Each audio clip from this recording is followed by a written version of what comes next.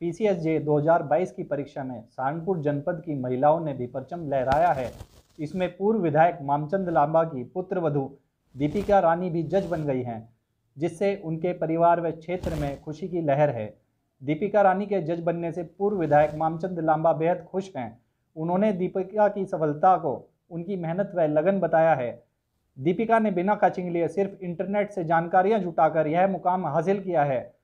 दीपिका के पति विनोद लांबा ने हर कदम पर अपनी पत्नी की हौसला अफजाई की और आगे बढ़ने में दीपिका का हर कदम पर साथ दिया है। जी, मेरा नाम दीपिका रानी है और मैंने अभी अभी पीसीएस 2022 की परीक्षा उत्तीर्ण की है।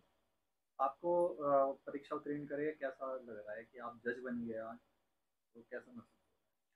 जी, बहुत खुश हूँ। एक लक्ष्य सोचा था, वो पूरा हुआ है और बहुत खुशी है आज के दिन और बहुत खुश हूँ और परिवार का बहुत सपोर्ट रहा इसमें। अच्छा, बात करें अगर जैसे कि आप गृहिणी हैं, तो क्या संघर्ष आपको इसमें देखने को मिला आपकी लाइफ में? किस तरीके से आपने किसने आपको मोटिवेट करा इसके लिए, इसके बारे में बताइए। जैसे गृहिणी होती हैं तो उसी हिसाब से मैंने भी वही स्ट्रगल किया, एक आम महिला की तरह।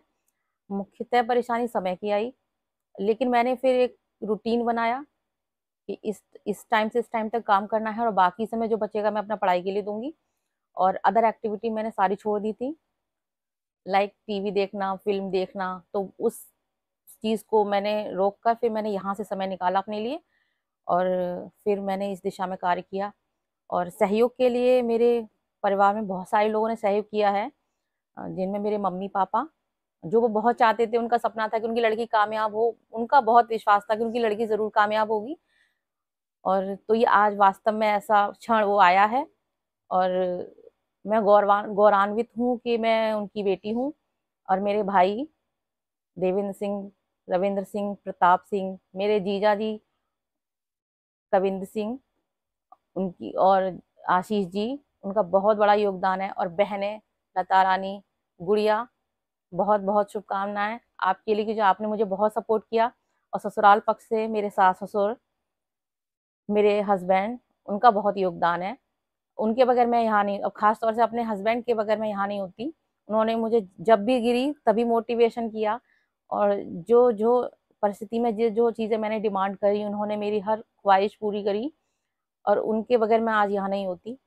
साथ ही पुष्पा दीदी, अमित नवीन, राहुल भैया, अनुराग भैया, ये खास तौर से स्तंभ रहे मेरे सफलता में। अच्छा मैम, तैयारी की अगर बात करें तो आपने कोचिंग क्लास लिया है, तैयारी किस तरह आपने करी?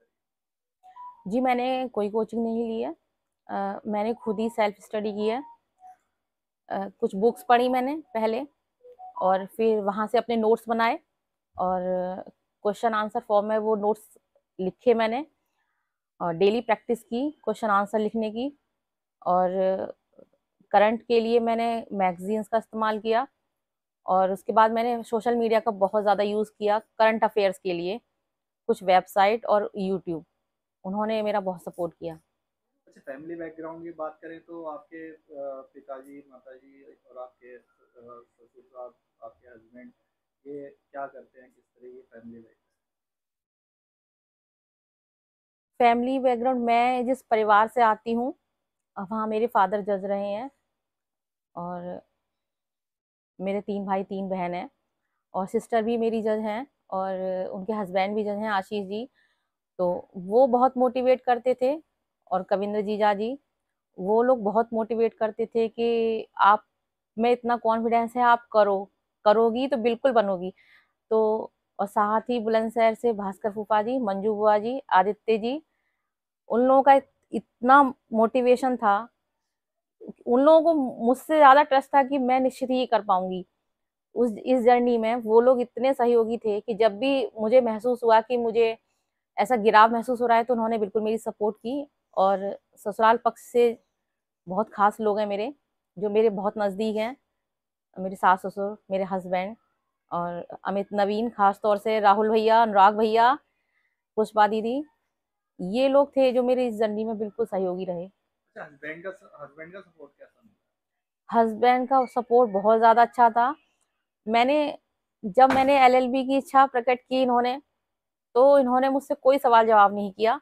मैंने कहा कि मुझे एलएलबी करनी है, तो उन्होंने अगले दिन ही, उस वक़्त फॉर्म निकले हुए थे, तो उन्होंने अगले दिन ही फॉर्म लाके मुझे दे दिया। तो ये इस हद तक सपोर्ट था इनका। इन ये महिलाओं के बहुत सपोर्टिव रहे हैं कि महिलाओं को पढ़ना चाहिए, आगे बढ़ना चाहिए। और ये कहते हैं कि एक पुरुष के पीछे एक महिला का हाथ होता है, पर मुझे ये लगता है कि एक महिला के पीछे एक पुरुष का भी हाथ हो सकता है। और जितने हस्बैंड सपोर्ट रहे हैं, मुझे नहीं लगता कि इतना कोई सपोर्ट कर सकता है जितना मेरे हस्बैंड ने किया है मुझे सपोर्ट। महिलाओं के लिए आपका क्या संदेश है?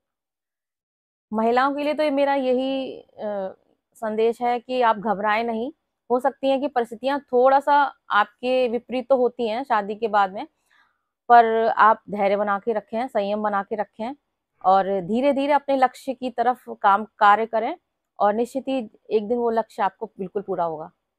जी, आपका परिचय? मेरा नाम विनोद कुमार लांबा है। लांबा जी, जैसे कि आपकी धर्मपत्नी जो है जज बन गई, आपको कैसा लगा? मुझे बहुत प्रसन्नता हो रही है।